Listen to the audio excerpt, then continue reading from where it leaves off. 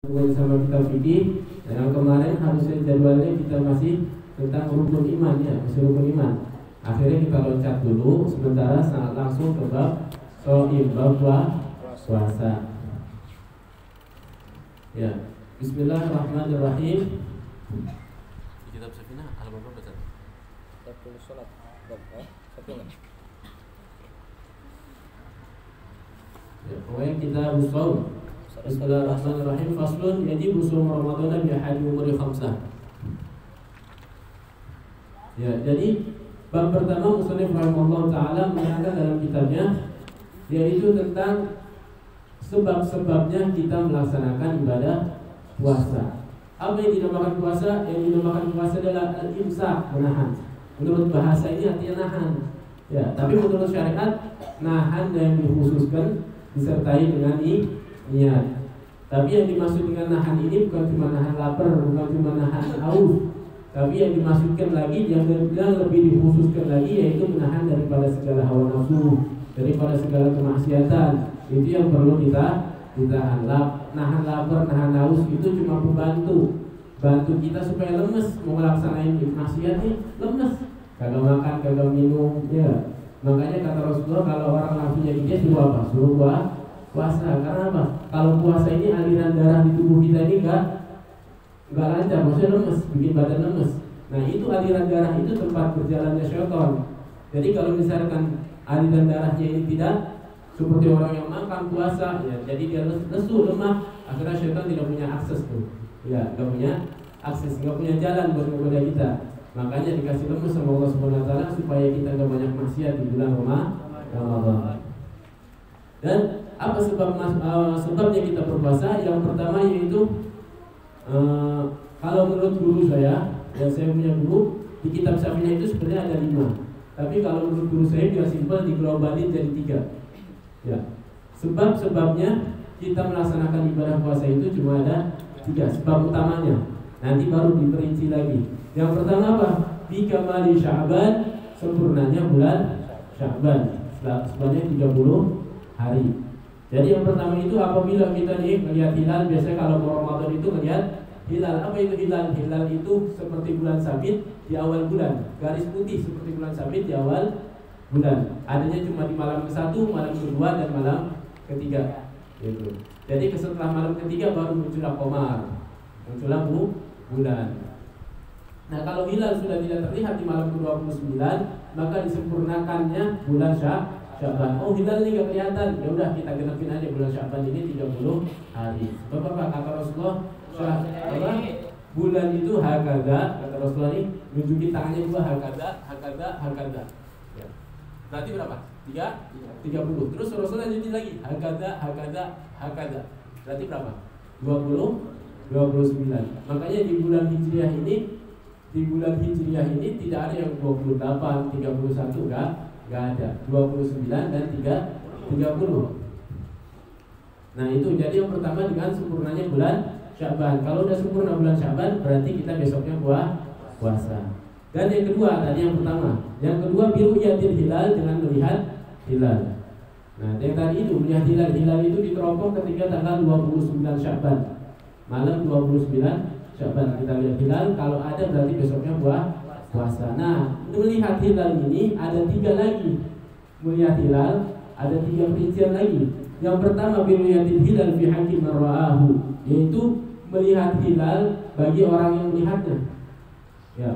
Misalnya kita orang melihat hilal di laut, biasanya lihat hilal di laut ya, di Tanjung Kodok apa di mana? Di Pelabuhan Ratu ya. Nah, itu di pinggir-pinggir laut kita melihat hilal. Hilalnya kelihatan. Walaupun kita sendiri yang melihat, enggak disahkan sama Kemenag. Kalau di Indonesia disahkan sama Kemenag. Kalau zaman dulu sama Kodi, sama Amil, sama pemerintah, bukan disahkan sama pemerintah, tapi kita ngelihat. Kita bilang sama pemerintah, saya ngelihat hilal, sama pemerintah nggak disahkan. Tapi kita yang ngelihat tetap wajib puasa. Itu yang pertama. Biru'yatil hilal fi haqqi man ra'ahu. Yaitu ngelihat hilal nih buat orang yang ngelihat pasti wajib puasa. Walaupun orang yang ngelihatnya fasik, orang ngelihatnya tukang mabok, tukang maksiat, ya tapi dia ngelihat hilal secara langsung berarti dia wajib puasa. Dan orang yang mempercayainya wajib puasa juga. Contoh misal Ustaz Abdul Aziz melihat hilal secara langsung, bilang ke murid-muridnya di majlis nih, bilang saya semalam melihat hilal, besok kita puasa. Kalau percaya berarti harus puasa. Itu ya, itu yang melihat hilal yang pertama. Yang kedua yaitu bisubuti fi haji man lam yarahu bi adli syahadah, yaitu dengan disebutkannya melihat hilal. Yang melihat hilal ini siapa? Dengan ditetapkannya melihat hilal oleh orang yang adli syahadah. Nanti penjabaran adli syahadah. Jadi yang kedua itu melihat hilal bagi orang yang adli syahadah dan ditetapkan sama pemerintah. Kalau tadi nggak usah ditetapkan sama pemerintah, yang kedua kesaksiannya daripada si adli syahadah ditetapkan sama pemerintah. Berarti kita yang mendengar nggak ngelihat langsung wajib puasa. Contoh kecilnya, contoh gampangnya, kita lihat TV. Di TV ada sidang isbat. Nah, begitu pemerintah ketok palu, si fulan melihat hilal di Pelabuhan Ratu, si fulan melihat hilal di ini. Nah, akhirnya diketok palu, sah bahwa besok puasa. Maka yang mendengar wajib puasa. Itu yang dimaksud yang kedua. Bisubuti fi haji man lam yarahu bi adli syahadah. Jadi walaupun cuma mendengar tapi wajib puasa dengan syarat yang beri kesaksiannya ini disebutnya adli syahadah. Ya, yang memberi kesaksian tadi itu, yang memberi kesaksian ke pemerintah dengan adli syahadah. Apa itu adli syahadah? Adli syahadah ini orang yang nggak pernah berbuat dosa besar. Orangnya berarti nggak pernah zina, nggak pernah berbuat dosa besar. Terus tidak terus-terusan melaksanakan dosa kecil. Jadi dia nggak terus-terusan melaksanakan dosa kecil. Jarang-jarang lah, namanya manusia banyak yang bisa lepas daripada dosa kecuali Nabi Muhammad SAW. Karena Nabi maksum, kalau kita orang banyak melakukan maksiat keluar rumah melihat maksiat ya. Makanya di sini dijelaskannya yang tidak terus-terusan melaksanakan maksiat kecil. Dan orang ahli syahadah ini udah terkenal ketaatannya. Dia ini orang terkenal, orang masya Allah, orang taat. Ya, berarti dia sudah mencukupi sebagai ahli syahadah. Dan orangnya ini mempunyai wibawa. Enggak orangnya ini enggak dilecehkan sama orang. Itu syaratnya ahli syahadah. Dan dia ini tidak cacat, bisa berucap, bisa mendengar, bisa melihat. Itu syaratnya ahli syahadah. Dan juga ahli syahadah ini harus laki-laki, tidak boleh perempuan, tidak boleh anak kecil ya. Jadi harus laki-laki yang dewasa, baru dia bisa dijadikan ahli syahadah. Bisa ditunjuk sama pemerintah, kamu lihat hilal di sana, kamu lihat hilal di sana. Nanti baru disidang sama pemerintah, diberi kesaksian sama pemerintah, baru jadilah bulan Ramadan puasa. Itu syaratnya ya. Dan yang ketiga dari riwayatul hilal yaitu bikhbari ahli riwayah mauqufin bih, yaitu kesaksian kabar daripada ahli riwayah. Kalau tadi ahli syahadah, kalau ini ahli riwayah. Apa ahli riwayah? Ahli riwayah ini sama kayak ahli syahadah, cuma bedanya ahli riwayah bisa perempuan, bisa bisa budak juga. Itu kalau ahli riwayah. Makanya kalau ada perempuan, tapi perempuan ini udah terkenal taat, perempuan ini udah terkenal, gak bakalan bohong dah. Orang ini terpercaya, nggak bisa. Udah terkenal, ini orang solehan, ustazah nih. Dia ngasih kesaksian, walaupun dia ngomongnya bohong, ngomong ke kita, besok puasa, semalam saya ngeliat hilal. Kita yang mendengar karena kita yakin, percaya dalam hati kita, maka kita wajib puasa. Ataupun bukan ahli riwayah, tapi kita dalam hatinya percaya. Contohnya ada orang suka bohong, tapi dia ngomong, semalam saya ngeliat hilal, tapi dia ngomongnya kelihatan serius banget. Akhirnya kita percaya. Nah, karena kita percaya, maka kita wajib untuk melaksanakan puasa. Itu jadi yang ketiga. Dan yang terakhir daripada sebab-sebabnya puasa yaitu ijtihad. Ya, berijtihad. Berijtihad ini enggak sembarang bisa langsung dipakai. Ijtihad ini dengan contoh kecilnya begini. Ada orang kesasar di dalam hutan selama 1 bulan penuh, bingung. Ini tanggal berapa Sya'ban? Saya kesasar dari tanggal berapa Sya'ban? Ya, dia bingung, melihat hilal nggak kelihatan. Akhirnya dia berijtihad. Setelah dihitung-hitung, saya ini kesasar di hutan kurang lebih selama 30 hari.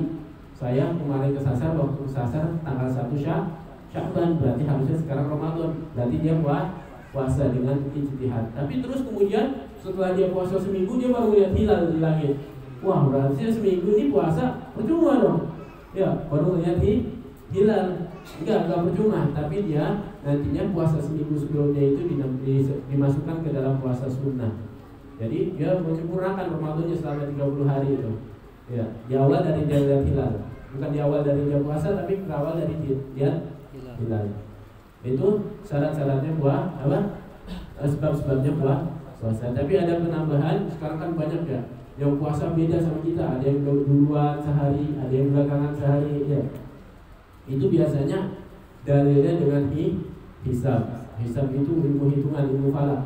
Dia menghitung bulan ini sedang berada sekian derajat, bintang sekian derajat, berarti jatuhnya Ramadan tanggal sekian gitu. Itu melalui perhitungan ahli hisab. Itu menurut Imam Romli, bagi ahli hisab yang menghisab, dia sudah tahu tanggalnya sekian, berarti dia wajib puasa. Dan orang yang mempercayainya wajib puasa. Itu menurut Imam Romli. Tapi menurut Ibnu Hajar, la yajibu alaihima bal yajuzu lahuma wala yujzihima. Tidak wajib, kalau menurut Ibnu Hajar tidak wajib mengikuti ahli hisab itu, tapi boleh diikuti. Jadi sah-sah aja yang puasanya biasanya duluan sehari atau belakangan sehari, itu sah-sah aja. Kalau dia melakukan hisab dulu, dihitung dulu sama dia, itu sah-sah saja.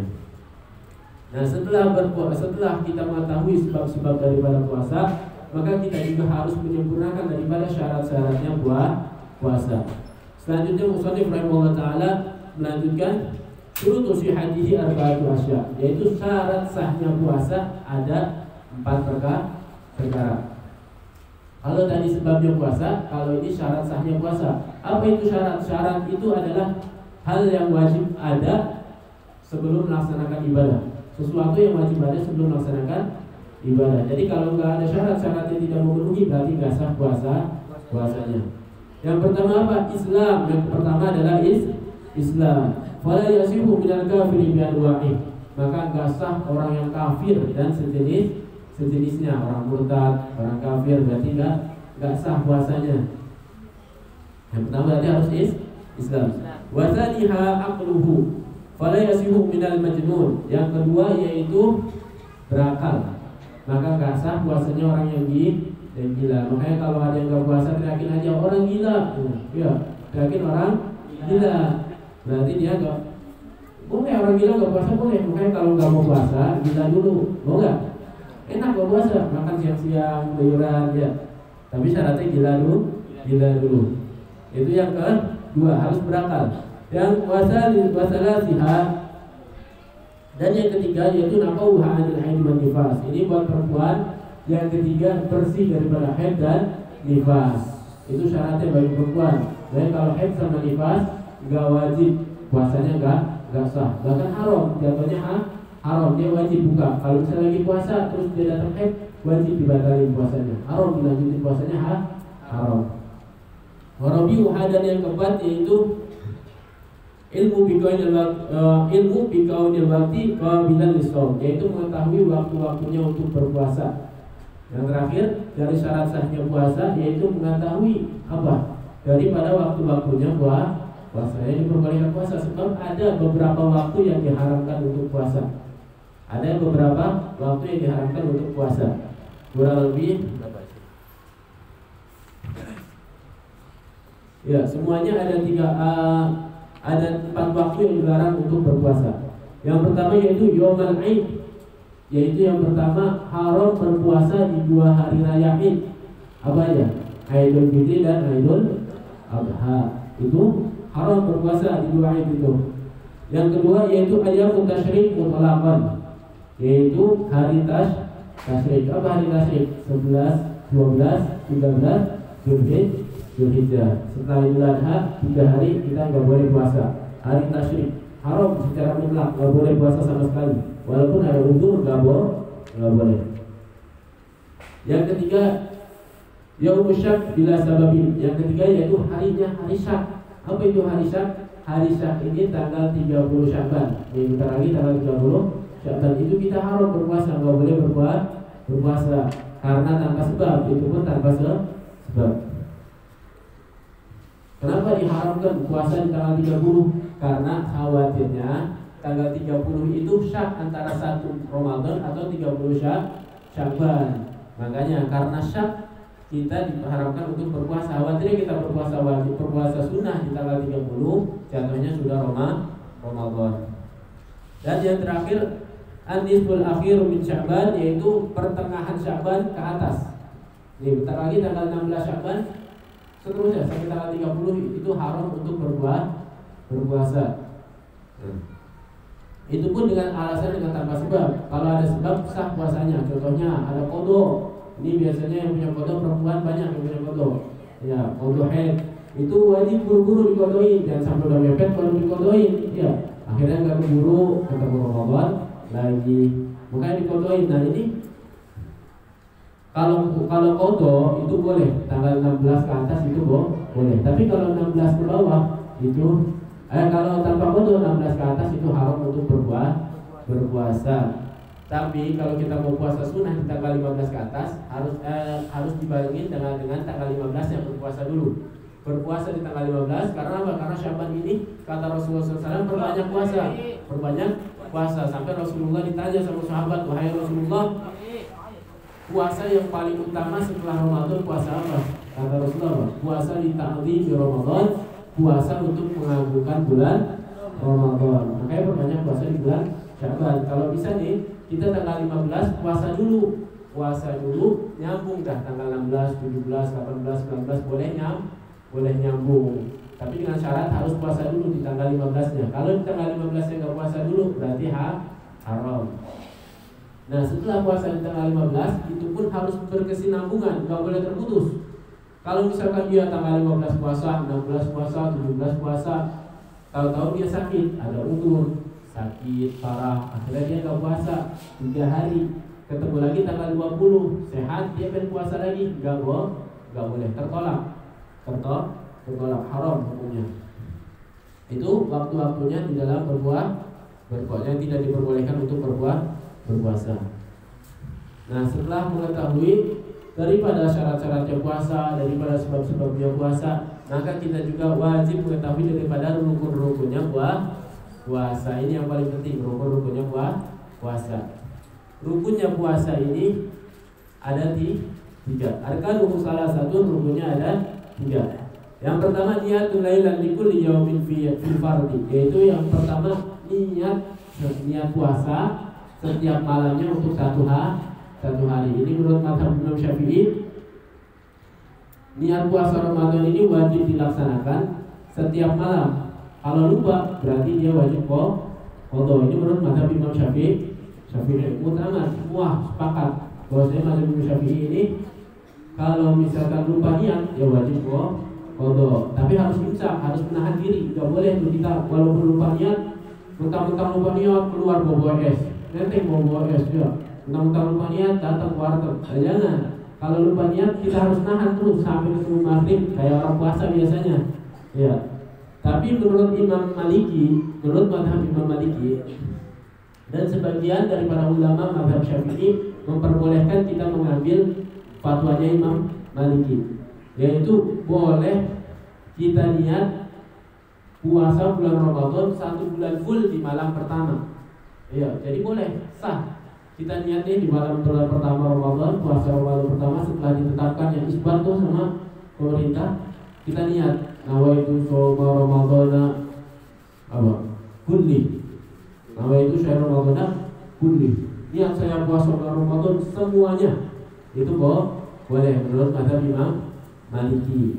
Nah, dan menurut para ulama mazhab Syafi'i juga ada yang memperbolehkan kita mengambil fatwa tersebut. Khawatir nanti kita ketika puasa lupa nih. Ya, tapi kalau kita sudah mengambil fatwanya Imam Maliki, walaupun lupa niat, kita tetap sah puasanya. Itu pun dengan syarat puasanya enggak terputus. Kalau kita niat di awal Ramadan, niat nawaitu shauma syahr Ramadan kulli, niat saya puasa bulan Ramadan semuanya, tapi di pertengahan Ramadan dia sakit, dia punya uzur, dia batal puasanya. Terus dia pengen lanjutin lagi puasa, setelah sehat dia melanjutkan lagi puasanya, itu tidak sah. Kalau nggak niat lagi, harus niat lagi. Kalau mau niat langsung semua boleh kayak awal. Nawaitu shoma syahrul Ramadan kulli. Boleh seperti itu, boleh satu-satu. Itu yang pertama. Yang kedua daripada rukun-rukunnya puasa yaitu tarku mufattirin zahiran mukhtaran ghairu jahilin ma'dhurin. Yaitu meninggalkan yang membatalkan puasa.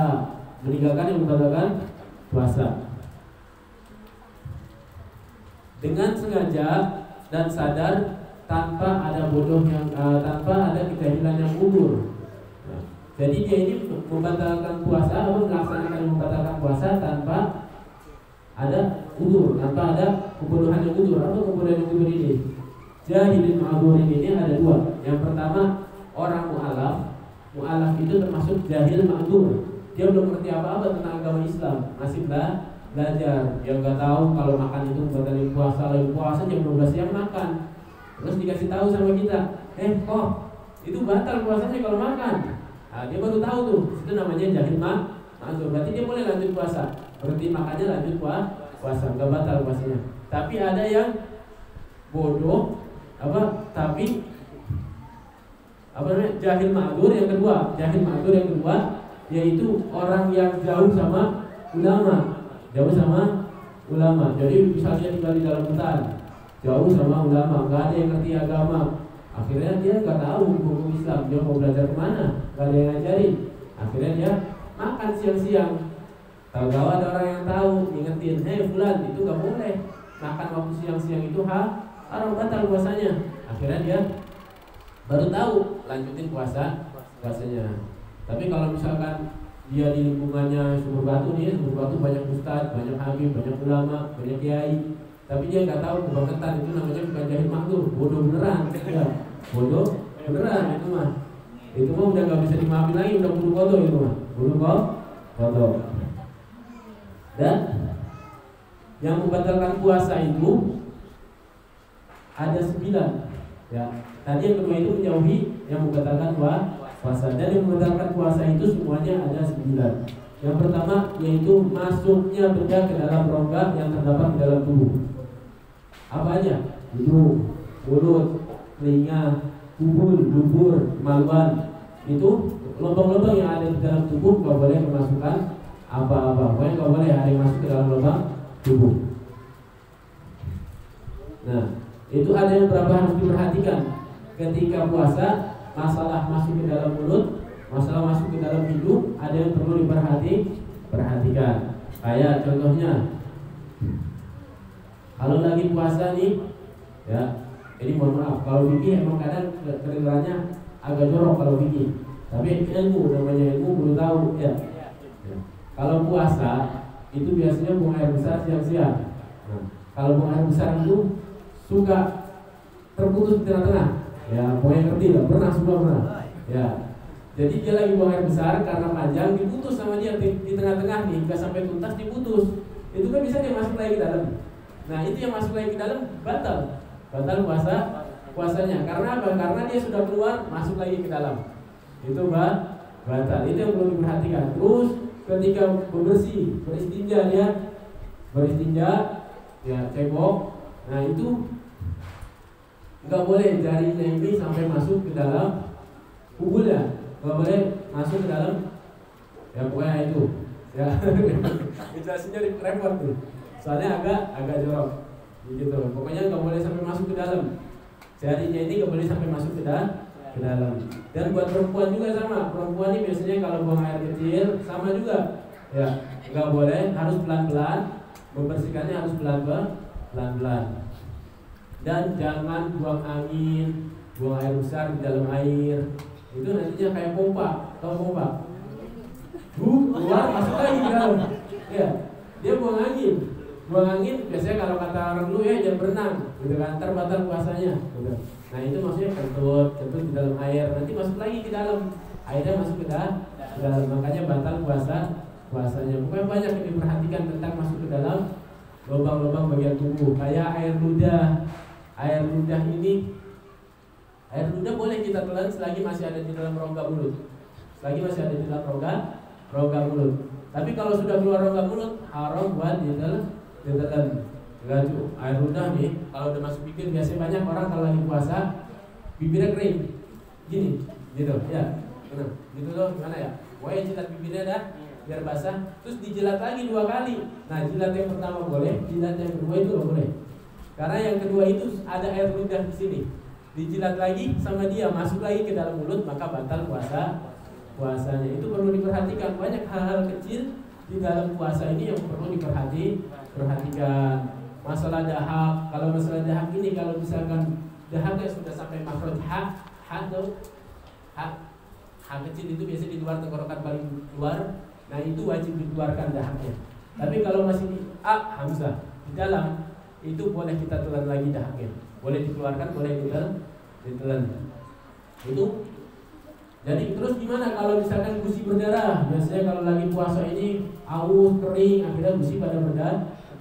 Boleh nggak kita telan? Kan masih di dalam rongga mulut. Itu nggak boleh, karena yang boleh ditelan di dalam rongga mulut ini air ludah ini syaratnya tidak tercampur dengan berdana najis. Air ludah, darah dari gusi itu najis. Pokoknya kumur-kumur bersihkan terus keluarkanlah lagi. Itu yang perlu diperhatikan, hal-hal kecil tapi perlu diperhatikan. Terus ada lagi biasanya kalau lagi orang biasa ini sih buat orang-orang kaya, buat orang-orang bos-bos ya, banyak kerjaan, capek, lemes, lagi puasa, biar seger diinfus. Boleh nggak? Itu para ulama ini ada berbeda pendapat. Ya, ada yang bilang haram, ada yang bilang boleh. Tapi jumhurnya ulama kalau buat tiker-tikerin badan itu haram. Buat tikerin badan itu haram, batal berarti puasanya. Tapi kalau misalkan buat sakit penyembuhan itu boleh. Ya, itu masalah tentang masuknya sesuatu ke dalam lubang yang ada di dalam tubuh. Dan yang kedua,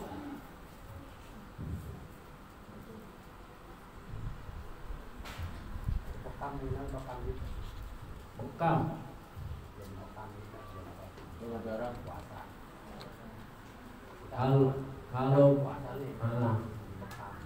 Kalau bekam ini sebenarnya bolongin pori-pori juga ya. Ya, lebih baik dihindarin aja ya. Cuman Anda belum dengar maksudnya masalah bekam, belum pernah bahas. Ya, mendingan lebih baik malam aja lah bekamnya. Ya, malam aja buat jaga-jaga. Tapi kalau mungkin pernah ada pembahasannya, cuma Anda belum tahu ya, belum tahu. Baik. Donor sama aja kayak infus, masuk ke dalam tubuh. Ya. Yang kedua dari yang membatalkan puasa itu apa? Muntah yang disengaja.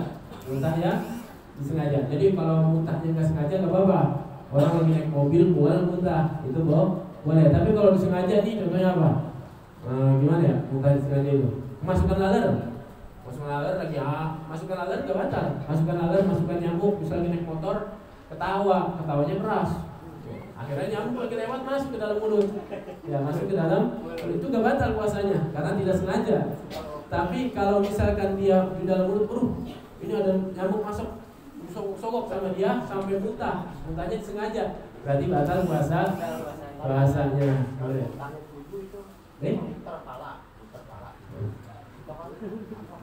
Muntah terus yang mual. Itu kalau tanpa disengaja boleh. Tanpa disengaja boleh. Ini muntahnya disengaja, kosong-kosong biasanya gitu ya, atau gimana pokoknya dibikin muntah sengaja. Ya, kalau tanpa sengaja kayak perjalanan naik mobil mabok, itu nggak apa-apa. Tetap boleh lanjut puasa. Terus yang ketiga yaitu jima. Yang ketiga ini buat suami istri, kalau siang-siang nggak boleh berhubungan badan, ditahan dulu, hubungan badannya ditahan dulu. Karena apa? Karena membatalkan puasa. Baik, walaupun nggak keluar air mani, si suaminya nggak keluar air mani, tetap batal puasanya. Bahkan jima di tengah hari, siang hari ketika berpuasa itu termasuk daripada dosa, ya, haram. Yang udah suami istri kan halal, tapi jadi haram. Bahkan ada ta'zirnya sampai harus puasa banyak sekian. Ya, ta'zirnya sangat berat. Lebih baik jauhi, bukan lebih baik, tapi wajib dijauhi. Yang keempat yaitu keluarnya air mani sebab istimna, ya, karena sentuhan Pokoknya keluarnya air mani kecuali karena tidur. Kalau tidur, mimpi, biasanya muda-muda masih sering gitu mimpi, nah itu dia keluar air mani nggak batal puasanya. Tapi kalau keluar air mani dalam keadaan sadar itu batal puasanya. Contohnya lagi naik mobil di belakang truk ada gambar perempuan, dilihatin aja, nah, akhirnya keluar air mani. Ini mohon maaf ya. Kalau fikih emang begini. Nah akhirnya keluar air mani berarti dia batal puasanya. Atau lagi puasa, pokoknya macam-macam dah penyebab keluar air mani secara macam-macam tetap membatalkan puasa. Dan yang kelima dari yang membatalkan puasa yaitu haid. Ya, yang kelima adalah haid buat perempuan, haid. Yang keenam nifas. Jadi kalau siang-siang tiba-tiba haid berarti batal puasanya. Terus siang-siang melahirkan keluar nifas berarti batal puasanya, dibatalkan puasanya. Itu bahkan orang haid mau wajib makan. Segituan juga harus makan, harus membatalkan puasanya. Yang ketujuhnya melahirkan, yaitu nifas melahirkan ya. Dan yang kedelapannya yaitu hilangnya akal, baik yang disebabkan oleh gila, pingsan, epilepsi atau mabuk. Ya, epilepsi tahu, kejang-kejang, ayan. Itu orang ayan bisa hilang akal. Ya. Nah itu orang ayan berarti dia batal puasanya. Terus orang gila, ya. Kalau orang gila dia lagi puasa tiba-tiba gila, berarti batal puasa. Makanya kalau lagi puasa nggak kuat, gila dulu, boleh batalin dia. Ya. Kalau mau lagi puasa nggak kuat, gila dulu, baru boleh batalin puasa. Kalau laki-laki kalau mau puasa, lagi puasa nggak kuat, boleh head, boleh nifas, pilih aja, ya, pilih aja. Nanti baru boleh batalin puasanya. Atau mabuk atau pingsan, nah itu juga hilang akal. Kalau pingsan dengan syarat tidak seharian penuh, misalnya pingsan dari habis sahur sampai maghrib, buka tinggal buka. Nah itu berarti batal puasanya wajib kodok. Tapi kalau cuma pingsannya cuma 15 menit, sejam, tetap lanjut puasanya. Itu yang ke-8. Yang ke-9 yaitu adalah murtad, yaitu keluar dari agama Islam. Berarti dia batal puasanya itu daripada yang membatalkan puasa.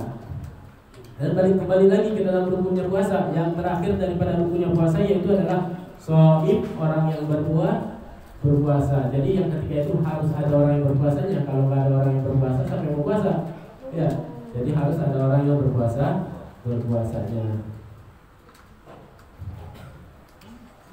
Jadi mungkin sini dulu karena waktu juga udah mulai jam 3 ya. Mukanya juga udah bersahabat. Udah capek kalau ngaji cepet capeknya. Ya, ngantuk juga. Tapi benar kalau kata guru saya kalau lagi ngaji itu, ya kalau lagi ngaji malaikat pakai sayapnya nutupin.